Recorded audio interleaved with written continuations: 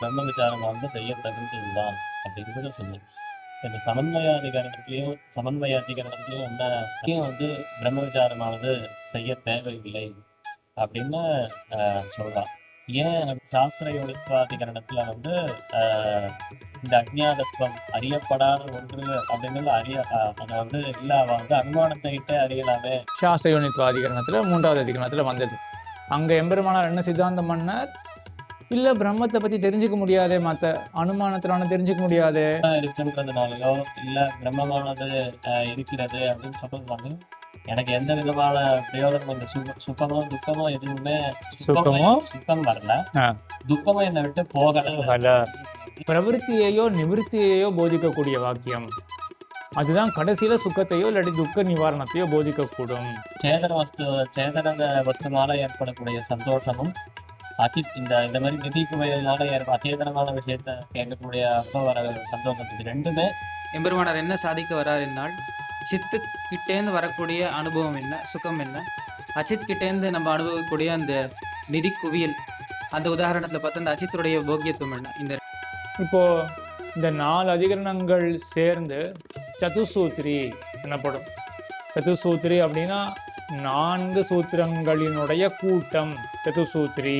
சப்தமானது காரிய பதார்த்தத்தை மட்டும்தான் சொல்லும், சித்த பதார்த்தத்தை சொல்லாது அப்படின்றத சொல்ல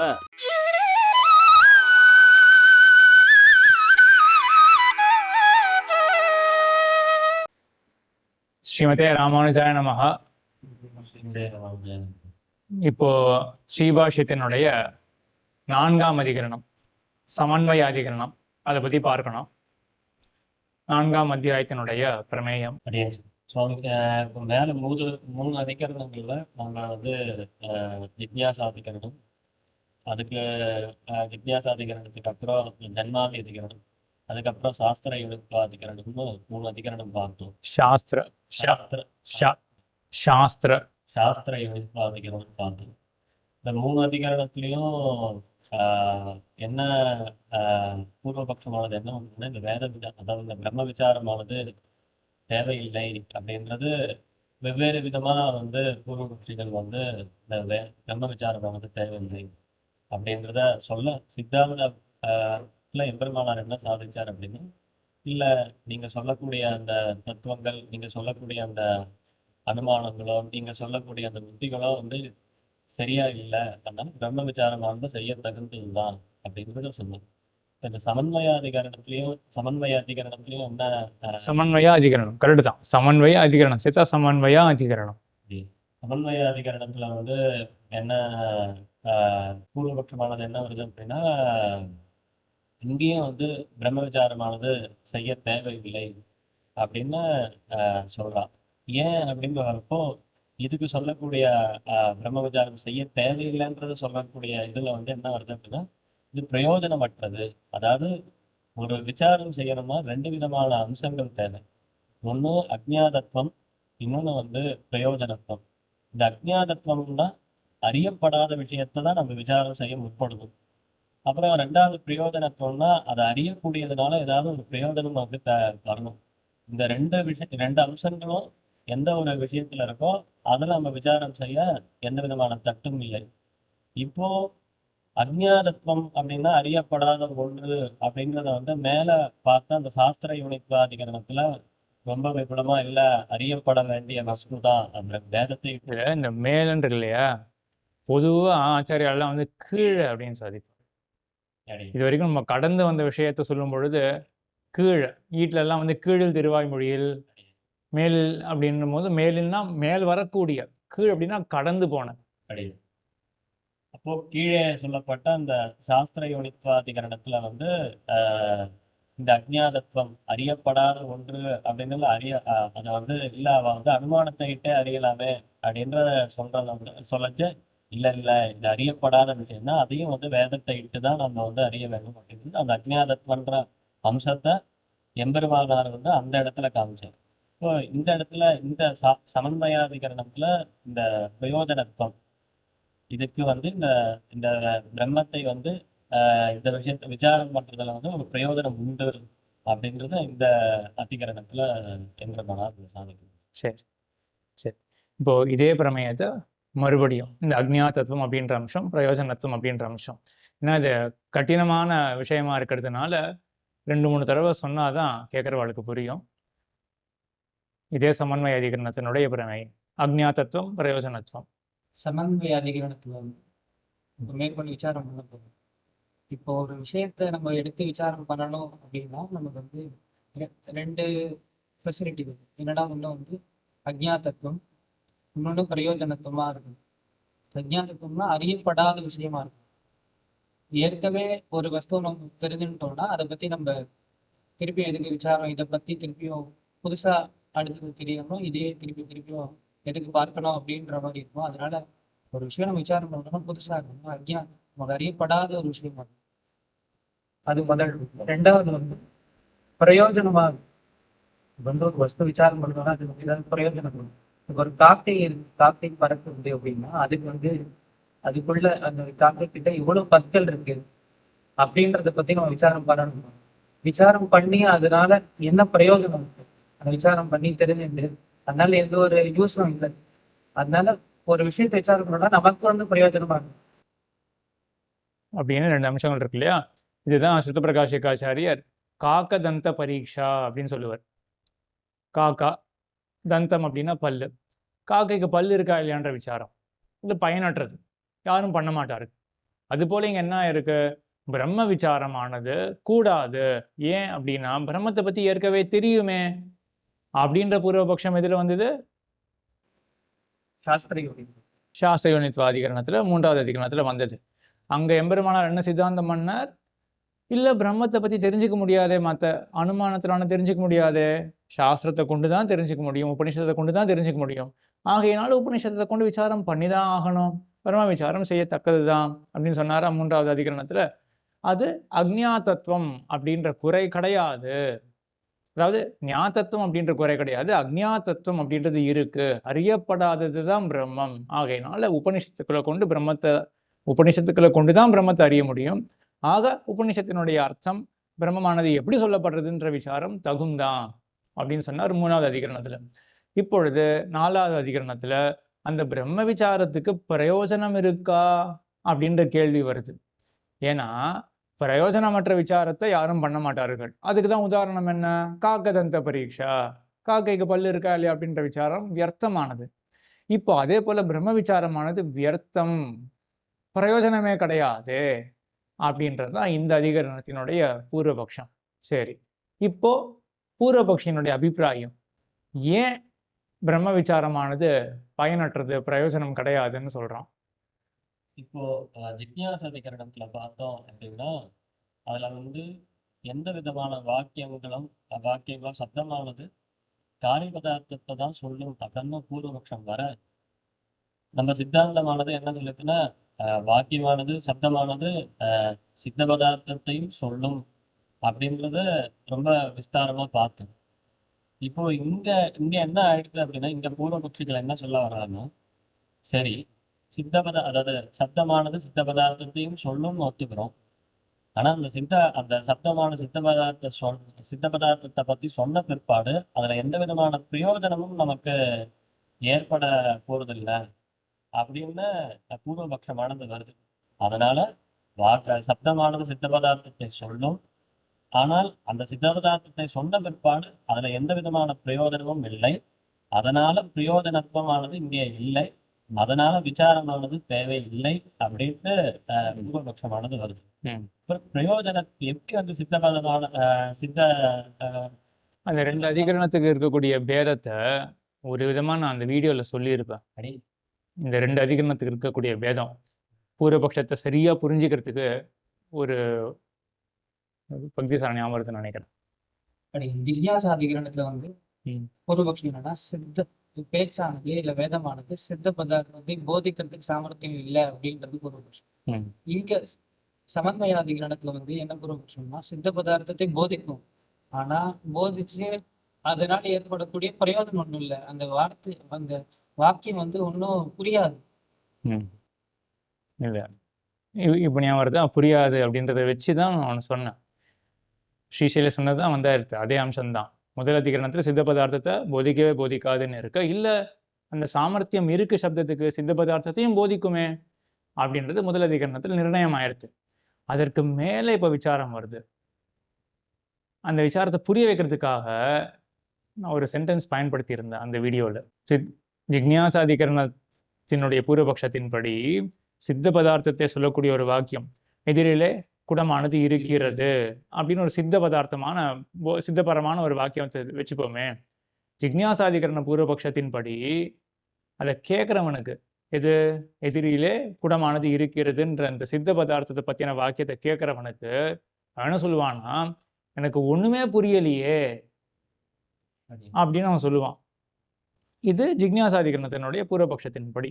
அதுக்கு மேலே தான் சித்தாந்தம் என்ன வந்தது, இல்லையே வாக்கியமானது சித்த பதார்த்தத்தையும் போதிக்குமே, ஆனா கூட கேட்குறவனுக்கு மனசுல ஒரு ஆகாங்ஷை இருக்கும், எதுக்காக என்கிட்ட இதை சொல்ற அப்படின்ற எண்ணம் இருக்கும். ஆகையினாலேயே அவனுக்கு மேற்கொண்டு ஒன்றும் புரிதல் எட்டாது. அந்த ஒரு வாசி புரியறதா அப்போ? முதல் அதிகரணத்தினுடைய பூர்வபக்ஷத்தின்படி எதிரிலே குடம் இருக்கிறது அப்படின்னு சொன்னா ஒண்ணுமே புரியல அப்படின்னு இருப்பான். என்ன சொல்றேனே தெரியலையே அப்படின்னு கேட்பான் முதல் அதிகரணத்தினுடைய பூர்வபக்ஷி. இப்போ நாலாவது அதிகரணத்தினுடைய பூர்வபக்ஷி என்ன சொல்ற அப்படின்னு கேட்க மாட்டான். அவன் சொன்னது என்கிட்ட எதுக்கு சொல்ற அப்படின்னு கேட்பான். என்ன பயன் இருக்கு என்கிட்ட சொல்லு அப்படின்னு கேட்பான். சரியா? இதுதான் முதல் அதிகரணத்துக்கும் நாலாவது அதிகரணத்துக்கும் உள்ள வாசி. ஆக பயனில்லாதபடினால இப்பவும் எனக்கு உண்மை புரியல அப்படின்ற நிலையில தான் இருப்பான். ஆக இப்போ பூர்வபக்ஷத்தில் என்ன இருக்கு, இந்த சித்த பதார்த்தம் பிரம்மம் அது பிரயோஜனமே கிடையாது, அதை பற்றி சொல்கிற வாக்கியத்துக்கு பிரயோஜனமே கிடையாது. அப்போ கேள்வி வருது, அப்போ என்ன வாக்கியத்துக்கு பிரயோஜனம் இருக்குது அப்படின்ற கேள்வி வரும் இல்லையா? காரியபரமான வாக்கியங்களுக்கு பிரயோஜனம் இருக்கு. அதாவது பிரயோஜனம்னாலே நமக்கு ஒரு ஒரு இஷ்டத்தை கொடுக்கறது, இஷ்ட பிராப்தி இருந்து ஒரு அனிஷ்ட நிவர்த்தி இருந்ததுனாலே நமக்கு ஒரு சுகம் சுகம் நிவாரணம் ஆச்சுன்னா அதுல ஏதோ ஒரு பிரயோஜனம் இருக்கு அப்படின்னு சொல்லுவோம். இப்போ குடம் இருக்குன்றதுனாலயோ இல்ல பிரம்மமானது இருக்கிறது அப்படின்னு சொல்றதுனாலயோ எனக்கு எந்த விதமான பிரயோஜனம், இந்த சுகமோ துக்கமோ எதுவுமே சுகம் வரல, துக்கமும் என்னை விட்டு போகல இருக்கிறதுனால சரியா பிரயோஜனமற்றது. அப்ப என்ன சொல்லணும், இப்போ பிரயோஜனம் அப்படின்னாலே ரெண்டு விதம் தான். என்ன பிரயோஜனம்? ஒண்ணு சுகம்னு சொல்லணும், இல்லைன்னா மற்றொரு பிரயோஜனம் என்ன, துக்க நிவாரணம் அப்படின்னு சொல்லணும். ஆக ரெண்டு பிரயோஜனங்கள் தான், சுகமோ இல்லாட்டி துக்க நிவாரணமோ. இதை போதிக்கக்கூடிய வாக்கியமானது எப்படிப்பட்டதாக இருக்கும் என்றால், பிரவருத்தியையோ நிவர்த்தியையோ போதிக்கக்கூடிய வாக்கியம். அதுதான் கடைசியில சுகத்தையோ இல்லாட்டி துக்க நிவாரணத்தையோ போதிக்கக்கூடும். பிரவருத்தி நிவர்த்தி எப்படி? அது பிரவருத்திய நிவர்த்தியை போதித்ததே என்றால் அது சுகத்துக்கோ இல்லாட்டி துக்க நிவாரணத்துக்கோ வழிகாட்டுமா? பிரவருத்தினா நிவர்த்தினா என்ன? பிரவருத்தினா ஒரு காரியத்தை நம்ம பண்றதுக்கு யத்னம் பண்ணணும், பிரயத்னம் பண்ணணும், இதான் பிரவருத்தி. நிவர்த்தினா அந்த பலன் நமக்கு கிட்டி அதுலேருந்து நமக்கு ஒரு துக்க நிவர்த்தி ஏற்படும். பிரவருத்தி கரெக்ட். பிரவருத்தினா பிரயத்தனம், நம்ம எஃபர்ட் முயற்சி போடுறோம், அதான் பிரவருத்தி அப்படின்றது. நிவர்த்தின்றது அப்படியா? நிவர்த்தினா போறோம். நிவர்த்தினா என்ன? பிரவருத்தி இதை பத்தி அந்த வீடியோல சொல்லலையா, பிரவருத்தி நிவர்த்திகள் அப்படின்னு? அப்படியா? செயல்ல மூழுவது, செயல் மாட்சி, இந்த மாதிரி சொல்லலையா? பிரவருத்தி நிவர்த்தின்னு சொல்லலையா? சரி சரி, அந்த வீடியோவில் இல்லாத கூட சுத்தப்பிரகாஷிகள் இருக்கக்கூடிய அம்சம் இது என்னன்னா, பிரவருத்தியோ நிவர்த்தியோ போதிக்கப்பட வேண்டும். இப்போ பிரவருத்தின்றது என்னது? ஒரு முயற்சி. குடத்தை அங்கே கொண்டு வை அப்படின்னு ஒரு கட்டளை இடுறான் இல்லையா, இல்லாட்டி குடத்தை கொண்டு வா அப்படின்னு கட்டளை இடுறான். இப்போ குடத்தை கொண்டு வரதுனால இது ஒரு பிரவருத்தியில் நம்மளை மூட்டுறான் சொல்கிறவன். இதனால் நமக்கு என்ன ஏற்படும்? ஏதோ ஒரு விதமான லாபம் ஏற்படும், சுகமானது ஏற்படும். அதே போல் எம்பெருமானாரை காட்டக்கூடிய உதாரணம் என்ன அப்படின்னா, மந்தாக்னிஹி மா அம்பு பிபேத் அப்படின்னு. யாருக்கு அஜீரண வியாதி இருக்கோ அவன் ஜலம் குடிக்கக்கூடாது அப்படின்னு. இப்போ என்ன பண்ணுறார்? கட்டளை எப்படிப்பட்டதாக இருக்குது? நிவர்த்தியாக இருக்குது, செயல் மாட்சியில் தாற்பயம் கொண்டதாக இருக்குது. அப்படி பண்ணானே என்றால், ஜலத்தை குடிக்காமல் இருந்தானே என்றால் அஜீரண வியாதியை தொலையும் இல்லையா, துக்க நிவாரணம் ஏற்படும் இல்லையா. ஆக எல்லா வாக்கியங்களும் இந்த மாதிரி பிரவருத்தி நிவர்த்தியை தான் போதிக்கக்கூடிய வாக்கியங்கள் தான் பிரயோஜனத்தை கொடுக்கக்கூடியவைகளாக இருக்கும். அப்போ பிரவருத்தியை போதிக்கக்கூடிய வாக்கியமானது எப்படிப்பட்ட பிரயோஜனத்தை கொடுக்கறது? சுகமானது பிரயோஜனத்தை கொடுக்கறது. நிவர்த்தியை போதிக்கக்கூடிய வாக்கியம் எப்படிப்பட்ட பிரயோஜனத்தை கொடுக்கறது? துக்க நிவர்த்தி. துக்க நிவாரணம், துக்க நிவர்த்தி ஏற்படுத்தி கொடுக்கறது. ஆக செய்யின்னு சொல்லணும், செய்யாதே அப்படின்னு சொல்லணும். ரெண்டுமே கட்டளை தான். ஸோ கடைசியில் மறுபடியும் பூர்வபக்ஷம் அங்கே தான் வருது. எல்லா வாக்கியமும் கட்டளையாக தான் இருக்க முடியும். கட்டளையில் தான் பிரவருத்தியோ நிவர்த்தியோ போதிக்கப்படும். பிரவருத்தியை பண்ணோமே என்றால் அப்போது சுகமானது ஏற்படும். நிவர்த்தி ஏற்பட்டது என்றால் அப்போ துக்க நிவாரணம் ஏற்படும். சுகமோ துக்க நிவாரணம் தான் பிரயோஜனம். இப்படி இருக்க இப்போ பிரம்மத்தை பற்றி சொல்லக்கூடிய வாக்கியம் அது பிரவருத்தியோ நிவர்த்தியோ போதிக்கலையே. ஆகையினால பிரம்மத்தை பற்றி சொல்லக்கூடிய வாக்கியத்துக்கு பிரயோஜனமே கிடையாது அப்படின்றது பூர்வபக்ஷம். இதுதானே பூர்வபக்ஷம்? தானே? சரி, இப்போ மேலே சித்தாந்தம் என்ன இப்படி இருக்க? பெருமானார் வந்து சித்தாந்தம் அருளி செய்கிறார். ஏன்னா இப்போ பூர்வபக்ஷம் பார்த்தோம், இந்த மாதிரி பிரவருத்தி நிவர்த்தி காரியம் பதார்த்தத்தை தான் சொல்றதுக்கு பிரயோஜனம் இருக்கு. சித்தமான ஒரு வஸ்துவை வந்து சொல்றதுக்கு பயனே கிடையாது, ஒண்ணுமே நமக்கு புரியாது, பிரயோஜனமும் இல்லை அப்படின்றது பூர்வபக்ஷம். சித்தாந்தம் எம்பெருமானார் என்ன அருள் செய்கிறாருன்னா சில உதாரணங்கள் தான் காட்டும். அதாவது இப்போ வந்து நமக்கு முன்னாடி வந்து ஒரு கயிறு, அந்த கயிறுன்றது விபரீத ஞானமா ஒருத்தன் பிரமிச்சுட்டு அது பாம்புன்னு நினைச்சு நடுங்கிட்டு இருக்கான்.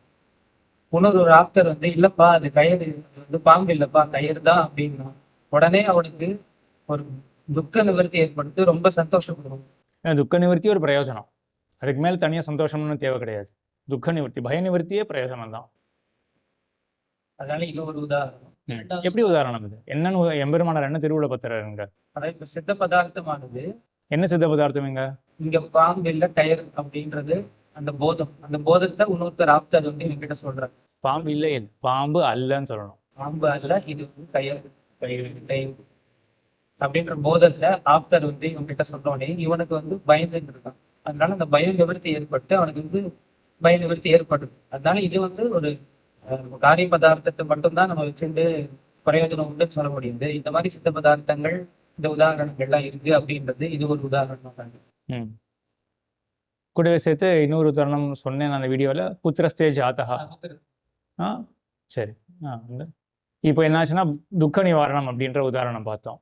அடுத்தது புத்திரஸ்தே ஜாதகா அப்படின்ட்டு ஒரு தந்தை கிட்ட இன்னொருத்தவா போயிட்டு உனக்கு குழந்தை பிறந்திருக்கிறது, இல்லை புத்திரன் தனித்திருக்கிறான் அப்படின்னு சொல்லச்சு அவனுக்கு வந்து இது ஒரு குழந்தை பிறந்திருக்குன்றது ஒரு சித்த வாக்கியம், சித்த பதார்த்தத்தை சொல்லக்கூடிய வாக்கியம்.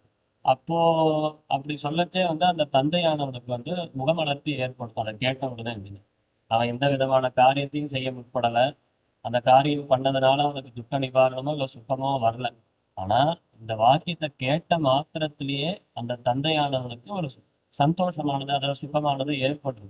கேட்ட மாத்திரத்தில் அந்த அதாவது காரியத்தை செய்ய முற்பட அந்த காரியத்தை செஞ்ச பிற்பாடோ இல்லை செய்யாமல் இருந்தாலோ தான் சுகமோ இல்லை துக்கமோ வரும். துக்க நிவாரணமோ வந்து ஏற்படும்.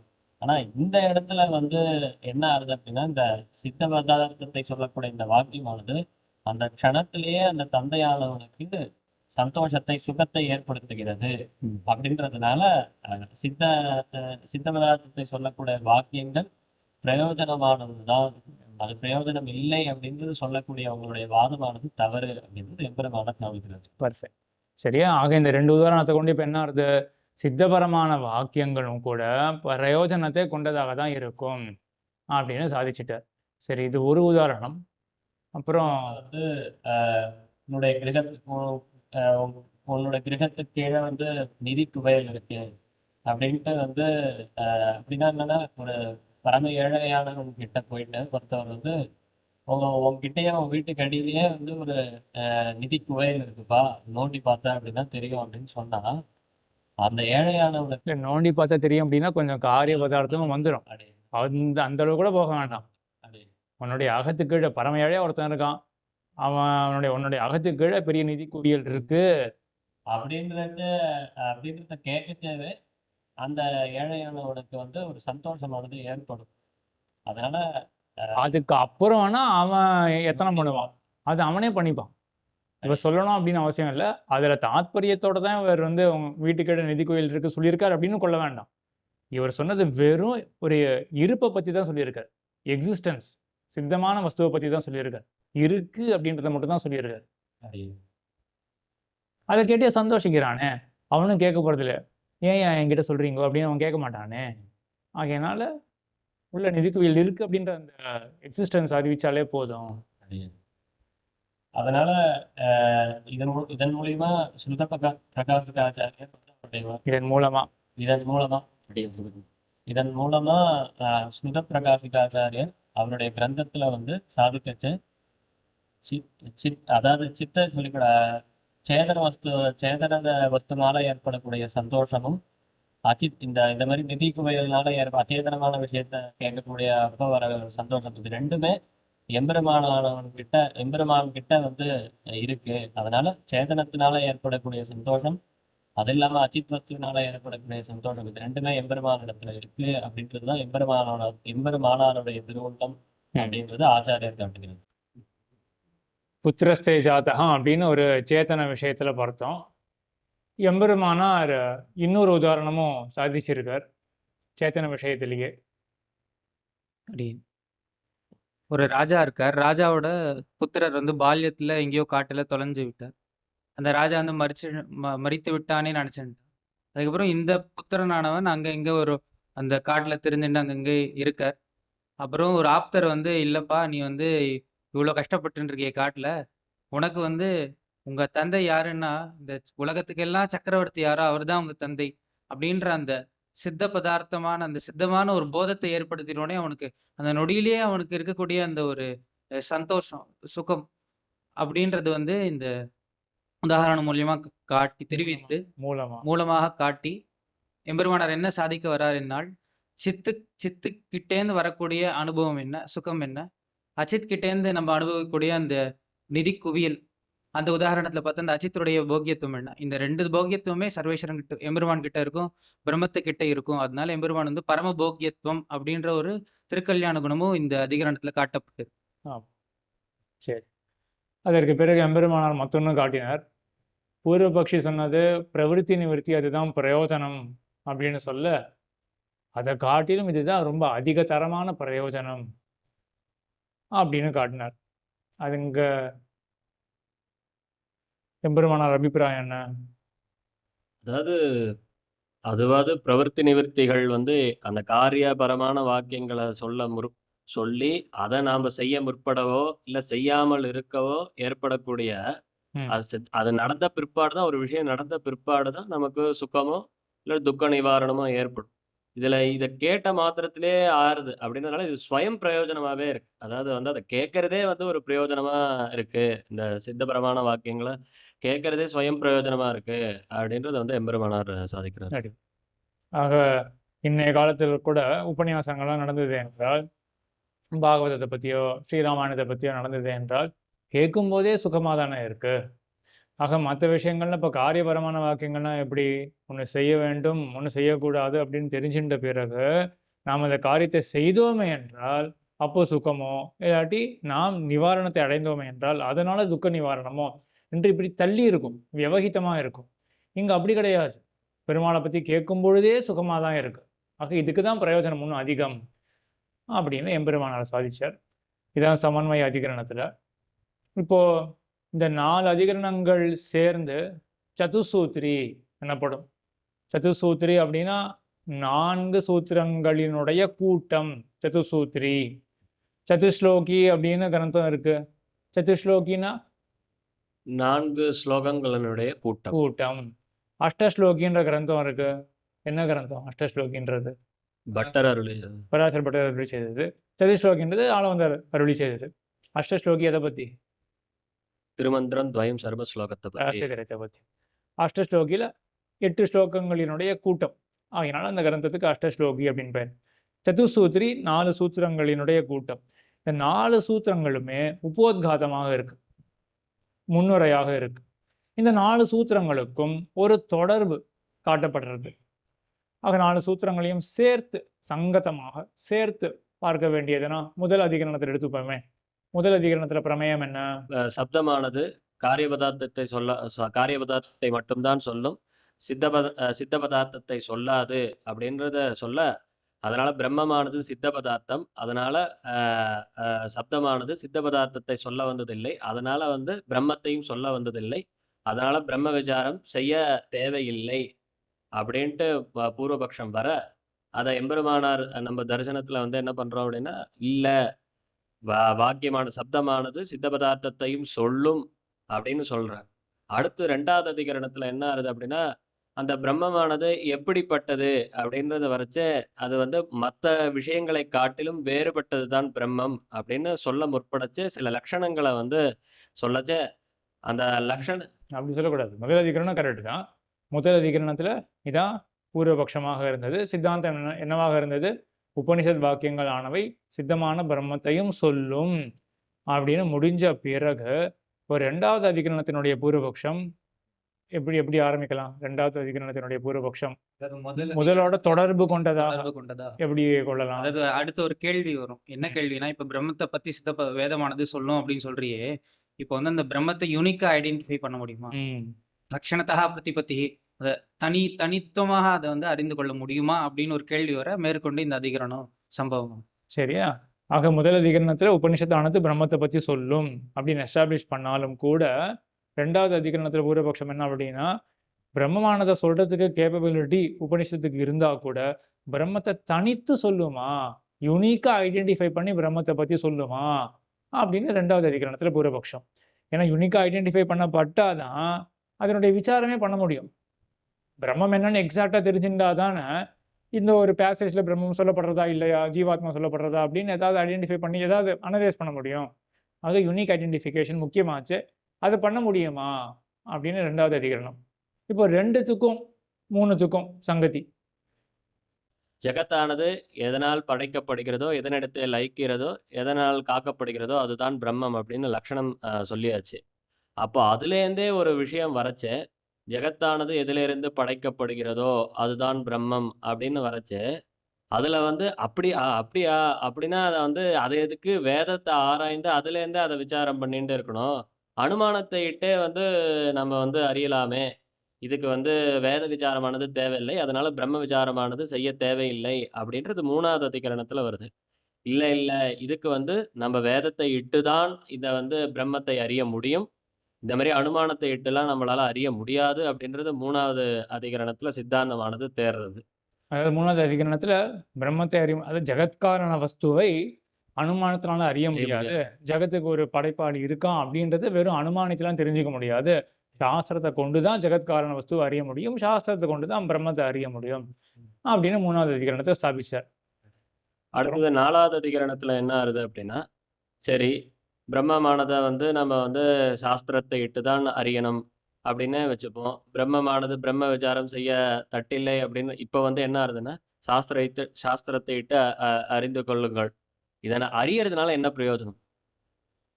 சித்த பிரமாண வாக்கியங்கள் வந்து சப்தமானது சித்த பதார்த்தத்தை போதிக்கும். சரி, ஜகத்தானத படைக்கிறதோ அதுதான் பிரம்மம். அதையும் ஒத்துண்டாச்சு. மேல வந்து அதுக்கப்புறம் வந்து இந்த பிரம்மத்தை வந்து அனுமானத்தை இட்டு அறிய முடியாது. சாஸ்திரத்தை இட்டு தான் அறிய முடியும். அதையும் ஒப்புக்கொள்கிறோம். அப்ப சரி இத அறியறதுனால என்னப்பா வந்து ஒருத்தவனுக்கு பிரயோஜனம் அப்படின்ற கேள்வி வர, இல்ல. இது இது அறியறதுனால சித்தபதமான வாக்கியங்களை கேட்கறதுனால பிரயோஜனம் உண்டு அப்படின்றத பலவிதமான லோகாந்தமான உதாகரணங்களை இட்டு எம்பெருமானார் காட்டி, எம்பெருமானானவனை அதாவது பிரம்மத்தை பத்தி நாம் அறிவது வந்து ஸ்வயம் பிரயோஜனம். அத கேட்கிறதே நமக்கு வந்து சுகத்தை தரும் அப்படின்றத வந்து 4வது அதிகரணத்துல சொல்லி, இதனால பிரம்ம விசாரம் செய்ய அதாவது அந்த விசாரம் செய்யறதுக்கு 2 விதமான அம்சங்கள் தேவைன்றதுல அஜ்ஞாதத்துவம், பிரயோஜனத்துவம் அப்படின்றது இந்த பிரயோஜனத்துவமானது 4வது அதிகரணத்துல இருக்கு. அந்த பிரயோஜனத்துவமும் உண்டு அப்படின்றத சொல்லி எம்பெருமானார் வந்து பிரம்ம விசாரம் செய்ய தட்டில்லை அப்படின்றத வந்து காட்டுறாங்க. சரி, இது எல்லாமே உபோத்காதம். இது எல்லாமே முன்னுரையாக இருக்கு இல்லையா? அப்போ முன்னுரைன்னு என்ன ஆயிடுத்து? பிரம்ம விசாரம் பண்ணக்கூடாது அப்படின்ற பட்சங்கள்லாம் எழ பண்ணலாம் அப்படின்னு ஸ்தாபித்தாயிருது. இனிமேல்ட்டு கிரந்தத்துக்குள்ளே தான் போகணும். அப்போது இனி மேற்கொண்டு கிரந்தமானது பிரம்ம விசாரமாக தான் இருக்கும். பிரம்மமானது எப்படிப்பட்டது அப்படின்ற விசாரமோ, இந்தந்த உபனிஷத் கட்டங்களில் எது சொல்லப்படுறது அப்படின்ற விசாரமோ மேற்கொண்டு போகும். இதில் முதல் எப்படி இருக்கும் அப்படின்னா, முதல்ல பிரம்மம், ஜகத்தை படைக்கக்கூடியது பிரம்மம் இல்லையா?